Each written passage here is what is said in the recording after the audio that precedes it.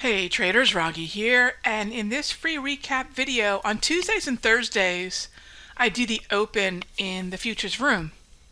We go over my bread and butter morning trade live called the clearing range trade, and I'm going to walk you through one of the questions that I get quite often during the clearing range trade, and that is, Raghee, if I want to play options on the futures contract, or if I want to play the options on the QQQ, for example, when you're playing the NQ, how would I do that? And it seems like it would be a simple answer, but it's actually a big part of one of my philosophies about when and under what market conditions I will buy options. So there's the simple breakout buy of the NQ itself, or even the QQQ at the breach, which is what we did today. But some of the traders like to use options and, not just or, and the underlying futures contract. So of course we're talking about the NQ futures and the QQQ. Now, if I'm buying calls, my rules are I will only buy calls on bearish momentum, and ideally bearish momentum into support. So that's just one of my rules, and that's the way I stick with the timing of my options buying, which means that we're going to use what I call a breach. So a breach and then retreat. So really in this case it was a retest and another retest. On these retests, instead of buying the NQ or the QQQ on the bullish Momo, I'm going to take advantage of that retreat. I'm going to take advantage of that correction or pullback to the downside to support. And as I get that bearish momentum, as the market ticks lower, I want to price those at the money calls so I can position myself long for what I believe will be the resumption of the trend, even in an area like this.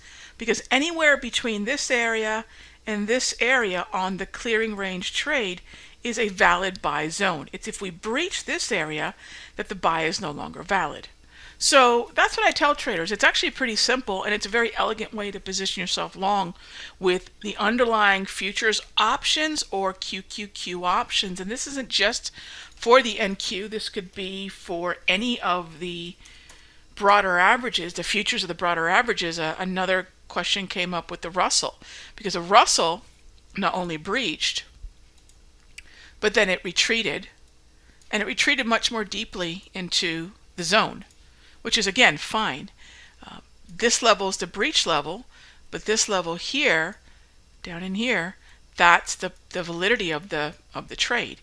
So as long as we're trading above that, anything inside this gray area is valid for a buy, and therefore if we have bearish Momo, bearish momentum into that bearish momentum, into a support zone, maybe it's the support of the volume weighted average price, maybe it's the support of the halfback or 50% of the range, but with that bearish momentum we can price calls. So there's two examples of this trade at work today.